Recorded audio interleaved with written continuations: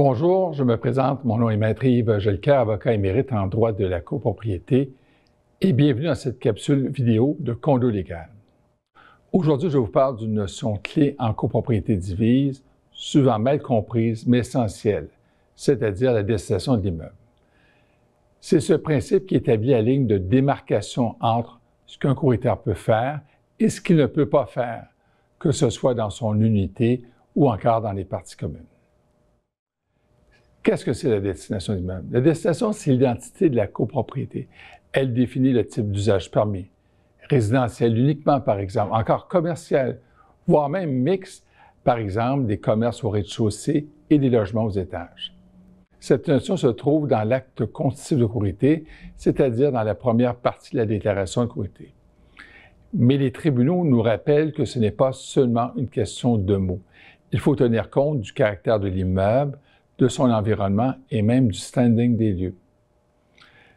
Parce que la destination de l'immeuble régit l'usage des unités privatives et des parties communes, cela est un point névralgique. Un copropriétaire ne peut pas faire ce qu'il veut dans son unité et il ne peut pas, par exemple, transformer un appartement en bureau ou en garderie si la destination résidentielle ne le permet pas.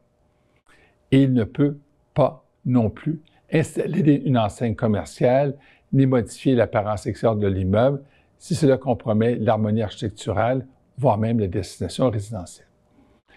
Plusieurs articles du Code civil sont consacrés à la destination d'immeuble.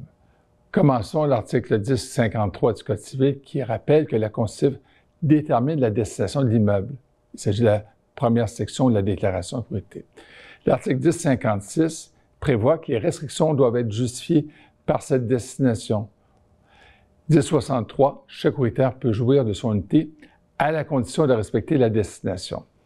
Et enfin, l'article 1098 et 1102 prévoit des majorités requises pour modifier la déclaration de copropriété, voire même parfois l'unanimité. En clair, la destination n'est pas négociable au gré des envies individuelles. Les tribunaux ont confirmé à plusieurs reprises l'importance centrale de cette notion. Par exemple, dans la décision Bergeron contre Martin, une garderie a été jugée incompatible avec une destination résidentielle. Dans l'affaire Talbot contre Gay, un paravent obstruant la vue sur le fleuve a été jugé contraire à la destination d'immeuble car il portait atteinte à l'esthétique et au site. Dans l'affaire Le Berry-Bon Secours contre Fredette, la Cour a conclu que la destination d'un gazebo imposant dénaturait l'esprit de l'immeuble. Enfin, dans l'affaire Bourguet-Antiquaire contre les passerelles, le droit de stationnement était considéré comme une composante essentielle de la destination de l'immeuble. Ces décisions rappellent que la destination de l'immeuble ne se limite pas à un écrit, mais tient aussi compte du vécu, de l'harmonie et des attentes collectives. Il peut arriver qu'un immeuble évolue au fil du temps. Par exemple, un service de conciergerie est abandonné ou l'entretien se détériore. Résultat, certaines clauses de la déclaration tombent en désuétude et si la destination évolue de manière informelle, sans contestation pendant des années, les tribunaux peuvent juger qu'elle a changé tacitement. Mais attention, ça ne veut pas dire que tout devient permis. La désuétude ne s'improvise pas.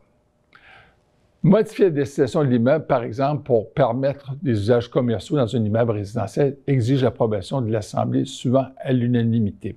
C'est donc une décision majeure qui doit être posée, débattue et validée en Assemblée dans le respect du Code civil du Québec. Rappelons que la destination d'immeuble protège les copropriétaires contre des usages abusifs de l'immeuble. Elle permet de préserver la qualité de vie et l'équilibre de la copropriété.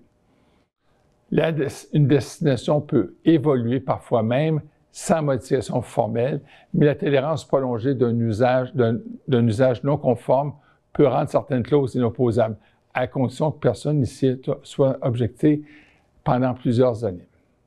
Enfin, on peut dire que la destination de l'immeuble, c'est l'ADN juridique de la copropriété. Elle détermine ce qui est permis ou interdit, tant pour les unités que pour les parties communes. Elle est fixée dans la déclaration de propriété, mais son interprétation intègre aussi l'environnement, le standing et l'usage réel de l'immeuble. Toute modification à cette destination exige l'approbation formelle des copropriétaires. Merci de votre écoute.